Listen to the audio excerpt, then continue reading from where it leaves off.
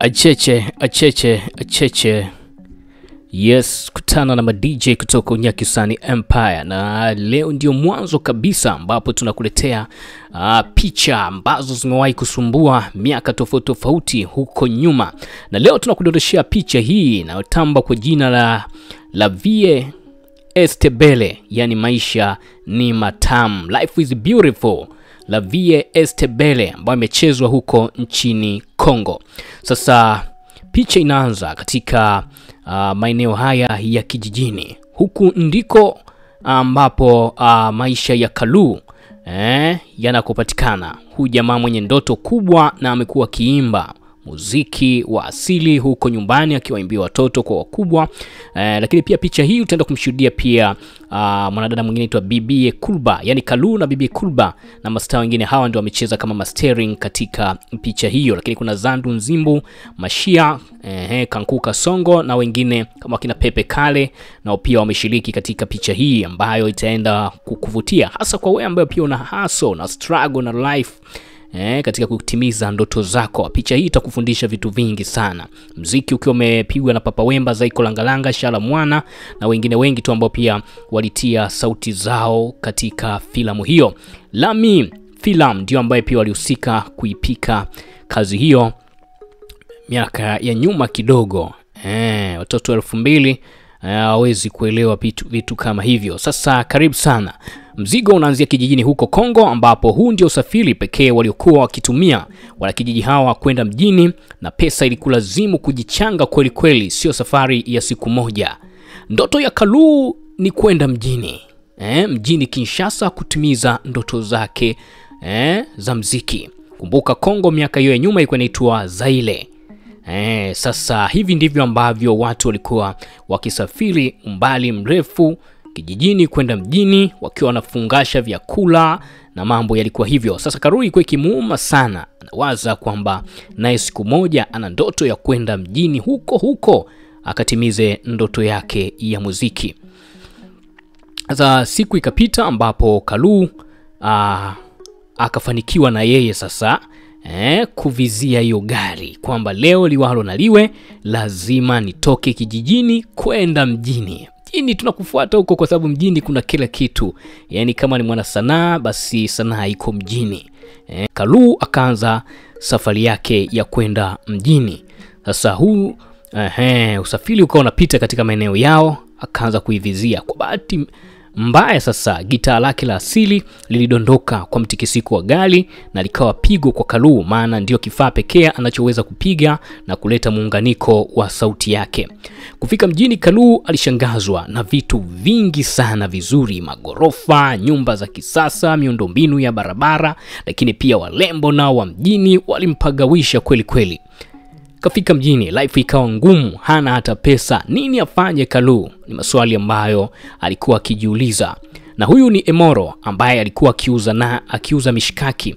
Lakini mwamba Kalu anaishia kutamani tu, kwani hana pesa ya kununua hata mshikaki mmoja, kwa sababu kuja kwake mjini amekuja wanasema kimzabe, mambo yalikuwa hayajakaa vizuri. Bwana, picha hii utaifurahia sana. Akiwa mjini hana ndugu wala rafiki, hana pesa. Katika pita zake mtaani kasikia mziki wa rumba unapigwa. Kalu akasikia mziki yani huyu Kalu akisikia mziki njaa yote inakata. Akazama akaanza kuimba ili wasikilize kipaji chake, lakini wana walishia kumcheka tu. Hili mkata kinoma noma. Kalu akajiuliza, ina maana kipaji chake akijafikia hawa jamaa? Na huyu ni Pepe Kale, kiongozi wa bendi hii na bosi wa bendi na ukumbi. Alienda moja kwa moja kwa mganga. Ona sasa mambo haya. Bosi huyu wa ukumbi na hii bendi ambaye anaisimamia, mara baada ya kuona kipaji hichi cha kijana Kalu, akaenda kwa mganga wake kumuuliza. Kumbuka Kongomani miaka hiyo, japo kwa hadi sasa hivi wanaendelea kufanya hivyo, lakini pia wana imani sana za kishirikina kwamba mambo mengi kama ni mapenzi, utajiri, lazima pia mganga atie maneno yake au jambo lake. Sasa yeye alienda kwa ajili ya kuzungumzia kipaji hichi ambacho amekiona. Basi mganga akamwambia awe karibu naye sana Kalu. Kalu akachukuliwa mpaka nyumbani kwa bosi. Huyu boss naye bana kuna balaa na mke wake huko nyumbani. Yaani Msondongoma walimba ndoano. Basi ndivyo ilivyokuwa kwa bosi huyu. Ilikuwa ni mshike na mkewe, mgomvi kila siku, kutupiana maneno. Sasa huku nje dereva wa huyu mama kumbe naye ana mahusiano na huyu mke wa bosi. Wanapeana vizawadi vya hapa na pale. Karua akiwa mfanyakazi wa nyumba hii akawa haielewi nini kinaendelea, lakini ni mtu mzima, lakini anashangaa huyu si kaolewa mwanamama huyu. Akashangazwa na tabia za mjini huko. Sasa huku ndani Karu kaachiwa kazi, kufua nguo, kuosha vyombo, yani kazi zote za home. Ndoto ya mziki imewekwa likizo kwanza, yatafutwe maokoto, yani pesa. Kwa bahati sasa kwenye nguo za mzee mzee baba akakuta pesa. Wakongo wanaita makuta. Basi jamaa akapata hizo pesa na zile nguo akazivaa, akaenda kufurahi. Kumbuka hizi ni nguo za bosi wake, kavaa na ikaingia mjini. Kumbuka sababu ambayo inampeleka huko mjini kwenye watu, kwenye muziki, ni kuendelea kuipigania ndoto yake. Disco likawa limenoga. Kufika disco kapewa bili. Alafu huyu ndiye Kabibi sasa, yule aliyemuona kipindi kile. Kalu anaingia mjini. Akasema wow, Kalu tena. Basi kapiga stories hapa na pale. Kumbuka bado hajaanza kumtokea. Sasa dada yake na Kabibi ni mdangaji mzoefu. Nafahamu wale madanga wa mjini. Kuona koti jamaa na pesa, akaona mkamatie tu huyu, maana dada ni muinda naume tu, wenye pesa ndio anadili nao. Basi walifurahi maisha mazuri, la vie este belle, kama filamu yenyewe inavyoeleza, life is beautiful, yani maisha ni mazuri. Kwa hiyo wakaendelea kufurahi. Jamaa akapinduka na dada yake na Kabibi mpaka asubuhi. Huku na huko Emolo na bebi wake mambo safi, anauza mishikaki, malipo mapenzi usiku kwa huyu mama mwenye nyumba ya wapangaji, ambao pia kina bibie Kulba na dada yake wamepanga pia hapa. Mzee baba na yeye kapewa maneno na mganga kumpata Kabibi nini afanye. Basi kapewa maelekezo, alikuwa na luka hivi. Hiyo ni style ambayo alipewa na mganga. Na wao wanadada hawa wakarudi kwa mganga na wao watimize ndoto zao, kiwemo Kabibi akiwa anafikiria kumpata Kalu, lakini mwanadada naye dada yake na Kabibi yeye ni kufikiria tu kuwapata wanaume wenye pesa ili maisha yaendelee kusonga mbele. Udada akawa amepeleka ombi kwa mganga kumpata Kalu. Dawa zikaanza kufanya kazi bana. Huku na kule haielewi. Huku na kule Kalu akawa haielewi kitu gani. Kasha logeka. Tizama hapa anavyotembea. Haielewi tu, anakuwa anamfuata bibie huko aliko. Mambo ya mganga ndumba hizo zishaanza kufanya kazi. Mzee naye anawinda bibie. Anamwinda Kabibi. Kamuendea kwa mganga, lakini wapi, kama dawa zifanyi kazi hivi. Bosi wa Kalu anamsemesha Kabibi, lakini jitihada zinagonga mwamba. Dada mtu aelewi na anaona Kalu anamchezea, wai awe karibu na mdogo wake tena. Kumbuka tokea tukio lao alilolifanya siku ile usiku, ni kama anaamini Kalu ni wa kwake, lakini Kalu ni wa Kabibi. Hauwezi kutengua hilo kwa sababu wa jamaa wanapendana kweli kweli. Kalu leo yupo kutafuta chakula baada ya kufukuzwa home.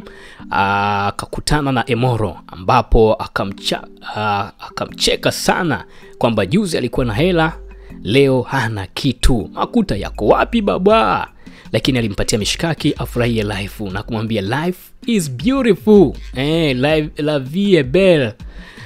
Bosi huyu na walembo na yeye na walembo mpaka dawa za kupendwa na kukamata watoto wazuri kachukua kwa mganga. Life ikawa imeenda kwa Kalu, ambapo naye akakutana na wanae kitaa, wakamebadilisha kazi. Sasa maana baada ya kufukuzwa kule akawa na brush viatu, wakaunda bendi yao.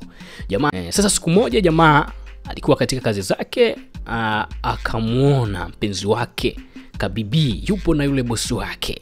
Huku nako wivu kama wote, mama kavuruga mipango ya mume.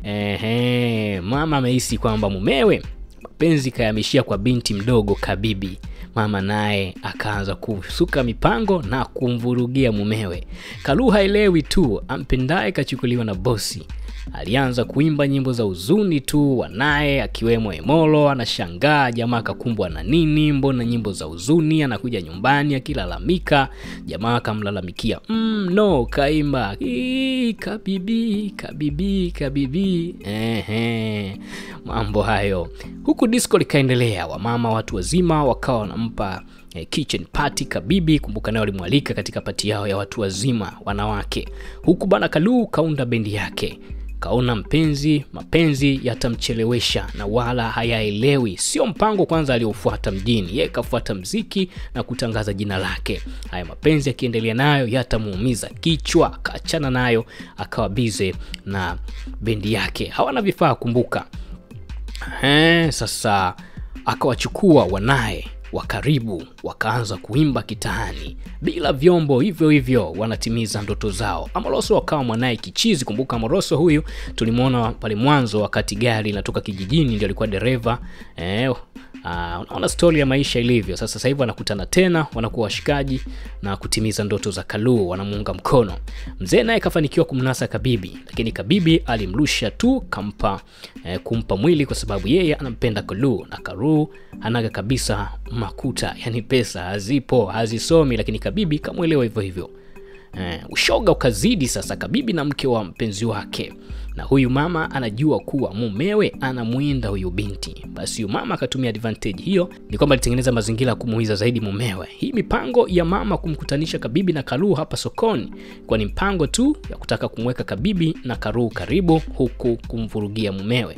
Mzee aligomewa kabisa penzi Kabibi, alitaja apewe pesa tu kwanza ndipo atamfikiria hapo baadaye. Kabibi zile pesa alimpatia Kalu anunue vyombo vya muziki. Cheki zali hili sasa kwa linaenda kumtokea sasa. Kalu kapewa pesa kanunue vyombo. Mapenzi haya, huyu anachukua pesa huku anapeleka huku. Haya, anampelekea mpendaye. Bendi kitaa ikaanza kufanya kazi, na baada ya vifaa vya kisasa, la vie bere, maisha mazuri sasa. Mzee baba kapata habari kwamba Kabibi yupo na Kalu, wakaanza kufuatilia huku na kule. Kumbuka mipango yote ni mke wa bosi ndiye anaisuka kumtenganisha mumewe na binti Kabibi. Stories zikaendelea, wakaachwa Kabibi na Kalu wanakunywa vitu. Mzee katimba eneo la tukio, mhudumu kawatonya, wakaanza kukimbia tu huku na kule, kila mtu Mungu nisaidie hapa na pale kukwepa tajiri asija kawafanya kitu kibaya. Ilimkuta ni mtafutano huku na huku. Mhudumu na yeye kakataa kuvuruga eneo lake la baa. Kwa hiyo ikabidi amsaidie Kalu kumshika yule ambaye kuja kumshika. Mambo yakawa hivi, Kalu kafanikiwa kuruka ukuta, mambo yakaendelea. Huku Kabibi kilicho chake nyumbani kabeba mabegi na kutaka kusepa kurudi nyumbani kwao. Mama aliyemuuza Kabibi kwa bosi kama indi mno. Kumbuka mama ni mtu wa pesa tu yeye. Licha biashara ambayo anaifanya hapo, kukodisha nyumba, lakini na uzadi watu. Mwamba akarudi kwa mkewe akiwa mpole sana baada ya mambo yake kuvurugika huko, lakini mke picha nzima anaijua. Basi kabidi arudishe majeshi kwa mkewe. Penzi likawa limerudi upya nyumbani, wanakunywa chai pamoja, lakini baada ya muda tabia zao zikajirudia, mzozo ukaanza upya. Baba nani na nani hapa na pale.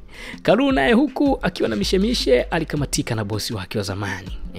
Kamtia sasa mikononi kwa kumuibia mpenzi wake ampendaye, akambeba mpaka eneo hili na kumuonya amwache kabisa Kabibi. Kalu, niachie Kabibi, niachie ndakupa kila chochote unachokitaka. Huku Kabibi anamuona Kalu. Jamaa akawa na ushikaji na yule bosi, anamtafutia madem, lakini kwenye bendi yake alizidi kataliwa. Kalu akaanza mtafutia wanawake huku na kule bosi wake, lakini sio Kabibi. Alimtafutia wanawake tofauti lakini sio Kabibi, japo kwa bosi alikuwa anamtaka sana Kabibi, lakini jamaa alimwambia acha nikutafutia watu tofauti afu mwisho siku ndamleta pia Kabibi. Yana anampiga kalenda tu kwamba Kabibi kazingua na kuletea hawa na wengine. Kwa ikawa hivyo, mwisho wa siku mzee akaanza kumtoa taratibu kwenye kichwa yake Kabibi. Jamaa akaanza kupiga pesa za bosi na kumletea pisi tofauti, sio yule ampendaye Kabibi. Huyu pesa sasa ni kutengeneza mangoma. Huku gitaa bendi kaanza kuja kwa kasi sana. Sasa washikaji na wao wakaona wamtolee posa Kabibi. Mambo yakaenda hivyo. Mshikaji wakasema haiwezekani bwana, mshikaji anampenda Kabibi, acha tumsindikize katika jambo hili. Dada yake na Kabibi alivyoona hivyo kununa sana kama hii movie kila kitu uchawi kietu. Kabibi mawazo kibao. Leo anahisi dada mtu anataka kumpola mpenzi wake. Kwa hiyo mambo ya ushirikina yakawa yanafanyika. Mama akamtoa Kabibi ili amalize jambo lake, naye akasema jamani, watoto nendeni huku, dada nenda huku, ili afanye jambo lake. Na huku sasa Kabibi unajua ile minuno, mtu na mpenzi wake kununiana. Sasa Kabibi na Kalu ni kama wamechuniana, kwa sababu Kalu alimuhisi bibi wake na mahusiano na yule bosi wake, kwa hiyo akawa kama wamechuniana. Lakini wapenda nao hawaweza kachuniana kwa muda mrefu, wakajikuta wanarudi tena upya. Jamaa anampa pete aliyopewa na bosi wake ampeleke mpenzi wake, lakini kumbuka hiyo pete Kabibi alikwisha pewa pia na huyu mpenzi wake. Ni noti pete, ni Eleni. Hii ilikuwa Eleni kama amempa, lakini kumbuka pete hiyo Kabibi anaijua, alikwisha zawadiwa na moja ilipotea, ndio hiyo ambayo na yeye kaipeleka. Pepe Kale na yeye anajifua mara baada ya kuona kuna upinzani unakuja. Ghafla kawa amedondoka jukwani na watu wamelipa viingilio. Sasa Kalu akawa elewi, akawa anafanya jaribio la kujinyonga, maana anaona mapenzi yanamuumiza. Basi akaamua ajinyonge. Watu wanajaa kujua nini Kalu kimemkuta huku na kule. Kalu kati ameanguka, huku Pepe Kale naye kaanguka ukumbini akitumbwiza, na show kubwa kabisa ilikuwa inatizamwa na vyombo mbalimbali vya runinga. Kabibi naye huku baada ya kuchanganyikiwa naye anazimia. Kwa inakuwa huku kazimia, huyu mwingine kazima, mambo tafulani. Kumbe sasa huyu mzee kukimbia kote kule ni kumfuata jamaa akaokoe jahazi kwenye show yake, sio kuokoa maisha ya Pepe Kale. Yeye alikuwa anataka mtu mwingine atakaye kuja kureplace nafasi na show iendelee. Sasa anakuta nako huku msala Kalu ambaye alimuona anaweza kufanya vizuri katika tamasha hilo au onesho hilo kubwa bali watu wamelipa pesa nyingi, anakuja kukuta naye pia kadondoka akitaka kujinyonga. Mganga kaletwa chap kumtibu Kabibi. Yani matukio ni mawili yameongozana watu kuzimia, lakini Kalu akapanda jukwani. Bosi akamchukua Kalu na kusepa naye. Alipofika akampandisha hivyo jukwani, kamvalisha koti, panda jukwani, twende live. Huku ni manyanga tu. Mganga anapiga manyanga kuhakikisha kwamba mrembo anapona. Ghafla anazinduka bibie Kabibi. Sasa Kabibi akaanza kutembea. Wapi anaenda? Mganga akasema mwacheni. Anaenda ambako anaweza kapona zaidi. Huku Kalu naye kawasha moto kinoma noma, watu bila kuamini. Kalu akaanza kuimba nyimbo zake. La vie est belle, waza la vie est belle. Kumbi ukao umelipuka, pesa zikaanza kuingia vibaya mno. Yani tofauti alivyokuwa anafanya Pepe Kale na Kalu ikawa zaidi. Kalu amevuta watu wengi nyumbani, huku watu na wao wanaona uwezo wa Kalu. Mganga akasema huyu tumuache tu, alipofika ndipo atakapofika ndipo atapona ugonjwa wake. Na kweli bwana, bibie Kulba alipofika moja kwa moja katika tukio likiwa live, kamuona bibi wake Kalu, akaanza kuona vitu huko mtaani. Wasiompenda Kalu na wao wakaanza kukubali uwezo wa Kalu, wanabishana, wanatupiana maneno. Maana kasha kuwa maarufu tena, jamaa aliyekuwa choka mbaya. Watu wakataka waende huko bar wakapate show ya live. Show inaishia kila mtu ni Karu, la vie est belle. Movie inaishia hivyo, la vie est belle. Kila mtu ni yule ampendaye tu, love, mapenzi na Kalu Kalu na Kabibi akawa ameshamili hapo, furaha Karu kutoka maisha ya umaskini hadi kuwa maarufu, ambao tunaamini muda huu ataanza kuziokota pesa, changamoto za hapa na pale, lakini mwisho wa siku amekuwa mtu mwingine. Bwana, karibu sana katika ukurasa wetu huu, tutakuwa tunakudondoshea movie mbalimbali ambazo zilifanya vizuri, African Story, lakini pia movie nyingine kutoka mbele huko tutakuwa tukizichambua hapa. Hii ni Lake Up. Kwa hiyo endelea kubaki na DJ kutoka Unyakisani Empire, ambao pia watakuwa wanaendelea kukujuza story, kukupatia movie tofauti.